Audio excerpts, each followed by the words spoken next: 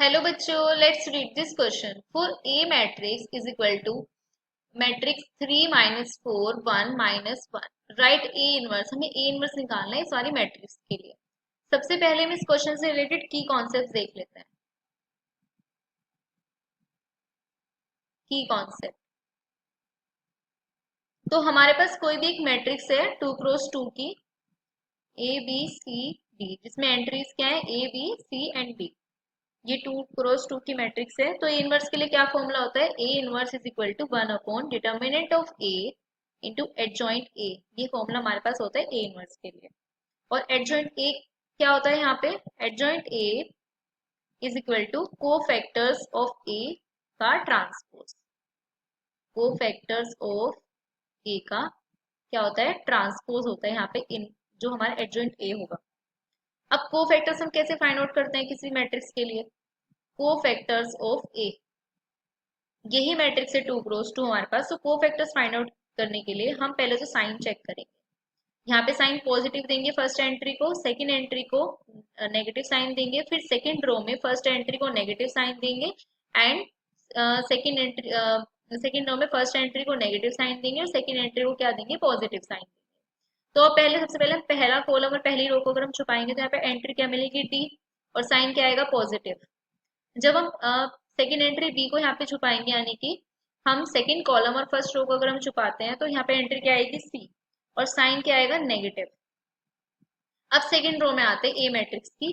तो second row में आएंगे तो फिर अगर हम सी एंट्री को छुपाएंगे, यानी कि फर्स्ट कॉलम और सेकेंड रो को हम छुपाएंगे तो एंट्री क्या आएगी? बी, और साइन क्या आएगा? नेगेटिव। और जब हम यहाँ पे डी एंट्री को छुपाएंगे, यानी कि सेकेंड रो और सेकेंड कॉलम को छुपाएंगे तो क्या मिलेगा? ए, और साइन क्या आएगा? पॉजिटिव। तो ये कैसे गया? ये क्या है? कोफैक्टर्स ऑफ ए। और अगर हम इसका ट्रांसपोज कर देंगे तो हमें क्या मिल जाएगा? एडजॉइंट ए मिल जाएगा। तो ट्रांसपोज कर लेते हैं। ट्रांसपोज क्या आ जाएगा इसका? ट्रांसपोज आएगा D minus B minus C and ए।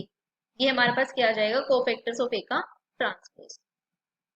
मैं इसको एक बार दोबारा लिख देती हूँ यहाँ पे इसको, कि कोफैक्टर्स ऑफ ए का ट्रांसपोज क्या है। ये आ जाएगा कोफैक्टर्स ऑफ ए का ट्रांसपोज। यहाँ पे मैं लगा देती हूँ कोफैक्टर्स ऑफ ए का ट्रांसपोज, और ये क्या हो जाएगा हमारे पास? D minus B minus C और ए।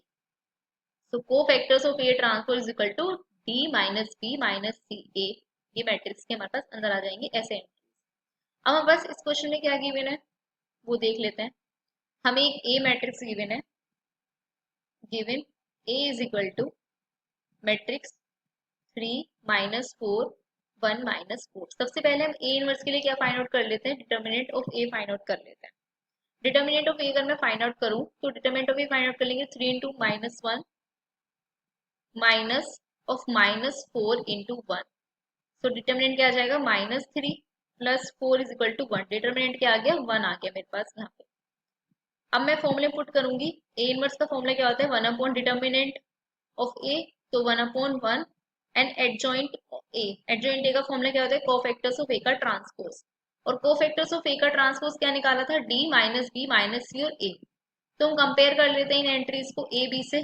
सपोज हम ए बी से इसको हम ए के इक्वल मान लेते हैं, इसको बी के, इसको हम मान लेते हैं सी के इक्वल, और इसको हम मान लेते हैं डी के इक्वल। तो इनको हम कंपेयर करके देख लेते हैं एक बार कि हमें क्या मिलेगा। Suppose A is equal to हमारे पास 3 है, बी हमारे पास -4 है, सी हमारे पास 1 है एंड डी हमारे पास क्या है? -1। तो जब हम एंट्री से कंपेयर करेंगे यहाँ पे तो कोफैक्टर्स ऑफ ए का ट्रांसपोज क्या आ जाएगा? -1 4 -1 एंड 3। चेक कर सकते हैं यहाँ पे डी आएगा। डी क्या है? -1, तो -1 माइनस बी, तो बी क्या है यहाँ पे? -4, तो ये +4 हो जाएगा। माइनस सी, सी क्या है हमारे पास यहाँ पे? 1, सो -1 हो जाएगा। एंड ए क्या है हमारे पास? 3, तो यहाँ पे ए क्या हो जाएगा? 3। सो द ए इनवर्स क्या आ जाएगा? क्या आ जाएगा हमारे पास? A inverse is equal to matrix of -1 -1 4 and 3। So this is the final answer. I hope you understood it well. Best of luck.